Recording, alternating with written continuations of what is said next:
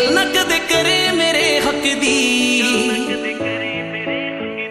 Gucci पाई मायने नहीं रखदी, गल ना कदे करे मेरे हक दी।